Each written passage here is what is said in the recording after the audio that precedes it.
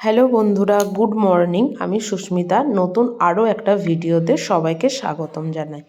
তো সকাল সকাল ঘুম থেকে উঠে সমস্ত কাজকর্ম সেরে আজকে চলে এসেছি একদম ব্রেকফাস্টের জন্য রেডি করতে। তো আজকে সকালবেলার ব্রেকফাস্টে ছিল রুটি এবং তার সাথে ছিল হচ্ছে আলু চচ্চড়ি। তো এই সরু সরু করে আলু চচ্চড়ি খেতে কিন্তু আমার ভীষণ ভালো লাগে, এবং সেটা যদি সাদা আলু হয় তাহলে তো মিটেই যায়। তো এর বেশ কিছুদিন আগে আমি সাদা আলুটা করেছিলাম। তো আজকে যেহেতু ঘরে মটরশুঁটি নেই, সেহেতু আর সাদা আলুটা করিনি। আজকে করেছি হচ্ছে এই ঝিরিঝিরি করে আলু, ওই চৌকো চৌকো করে আলু চচ্চড়ি আলু খেতে খুব একটা ভালো লাগে না, তাই আমি ঝিরিঝিরি করেই করি। তো এরপর ব্রেকফাস্ট সেরে পুজো সেরে সমস্ত কাজকর্ম সেরে আমি চলে এসেছিলাম আজকে একদম দুপুরের রান্নাবান্নাতে। তো দুপুরের রান্নাবান্নাতে আজকে ছিল হচ্ছে পেঁয়াজকলি আলু ভাজা, আর তার সাথে ছিল হচ্ছে ডাল এবং আরও অনেক কিছুই ছিল।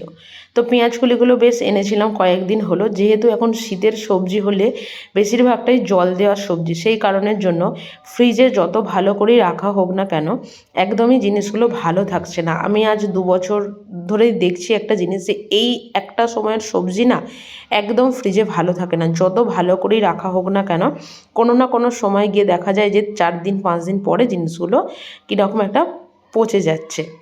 তো যাই হোক, কড়ার মধ্যে তেল দিয়ে তার মধ্যে একটু পাঁচফোড়ন দিয়ে কাঁচা লঙ্কা দিয়ে আলু এবং পেঁয়াজ পাতাটা দিয়ে দিয়েছি। দেবার পরে এর মধ্যে দিয়ে দিচ্ছি সামান্য পরিমাণে একটু হলুদ গুঁড়ো এবং নুন। দেবার পরে এটাকে খুব ভালোভাবে একদিকে ভাজা বসিয়ে দিয়েছি, আর একদিকে করে নিচ্ছি হচ্ছে ডাল। এই শীতের দিনে এই মুগের ডালটা আমাদের এবারে খুব বেশি একটু খাওয়া হচ্ছে।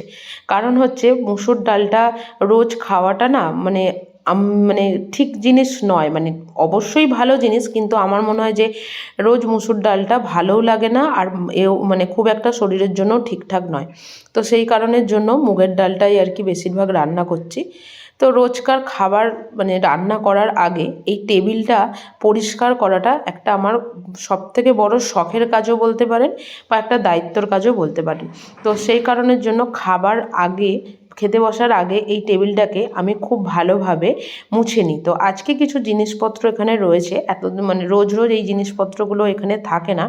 তার কারণ হচ্ছে খেতে বসলে বা ভাত বাড়তে গেলে হতেই পারে যে একটা দুটো ভাত হয়তো টেবিলে পড়ে গেল বা কোনো কিছু হলো। তো ভাত নষ্ট করা বা সেটার নিচে পড়বে, সেটা সেইভাবেই পড়ে থাকবে, ওটা একদমই আমার পছন্দ না। তো সেই কারণের জন্য একবার খুব ভালোভাবে এটাকে মুছে নিই, যাতে কিছু ভাত টাত পড়লে সেটাকে তুলে নেওয়া যায়।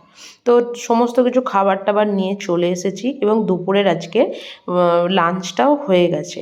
লাঞ্চ করে নেবার পর একটু রেস্ট নেবার পরে আজকে বসেছিলাম একটা অন্য কাজে, যদিও এই কাজটা থেকেই থাকে, তবে রোজ নয়, মাঝে মাঝে কিছুদিন। তো এখানে আমি বসেছিলাম হচ্ছে বড়মশাইয়ের জামা কাপড়গুলো ইস্ত্রি করতে। আগে যেখানে থাকতাম সেখানে পাড়ায় একজন বয়স্ক দাদুই বলতে পারো। তো ওনার বাড়িতেই ইস্ত্রি করতে দিয়ে চলে যাওয়া হতো, কারণ ওনার বাড়িটা আমাদের বাড়ি আর অফিসের মাঝেই পড়তো। কিন্তু এই নতুন জায়গায় এসে একজনকে দেওয়া হয়েছিল ইস্ত্রি করতে। সে মানে খুব ভালোভাবে তো প্রথমত ইস্ত্রি করেই না, এবং একটা জিনিসের ক্ষতিও হয়ে গেছে। সেই কারণের জন্য বাইরে আর ইস্ত্রি করার দরকার নেই, বাড়িতেই থাকে। সময়ের অভাবে হয়ে ওঠে না, এটা হচ্ছে সবথেকে বড় জিনিস। তো যাই হোক, আজকে যখন বসেছিলাম বেশ কয়েকটা জামা কাপড় আমি এখানে ইস্ত্রি করেই নিয়েছিলাম। তো সন্ধ্যে থেকে রাত পর্যন্ত সময়টা একটু অনেকটা বেশি, তো দুজনে থাকি বলে আজকে একটু বানিয়েছিলাম হচ্ছে ম্যাগি। এই ম্যাগির রেসিপিটা আমি শর্ট ভিডিওতে দেবো, এটা আর ব্রড ভিডিওতে করিনি। তো ওপর থেকে দিয়ে দিলাম হচ্ছে একটু পেঁয়াজ কুচি। তো এই ম্যাগিটা আজকে বানিয়েছিলাম হচ্ছে পেঁয়াজ এবং ডিম দিয়েই বানিয়েছিলাম, কিন্তু তবুও ওপর থেকে একটু পেঁয়াজও দিয়ে দিলাম। এরপর রাতের রান্নার জন্য চলে এসেছিলাম। রাতের রান্নাতে ছিল আজকে সবুজ মটর কড়াইয়ের ঘুগনি। তো এইভাবেই আজকের দিনটা শেষ করলাম। কেমন লাগলো ভিডিওটা অবশ্যই কিন্তু কমেন্ট করে জানিও। ভালো লাগলে ভিডিওটা লাইক করবে, শেয়ার করবে, এবং চ্যানেলটি অবশ্যই সাবস্ক্রাইব করে রাখবে এরকম আরও অনেক ভিডিও দেখার জন্য। সবাই সুস্থ থেকো, ভালো থেকো, এই কামনাই করি। টাটা।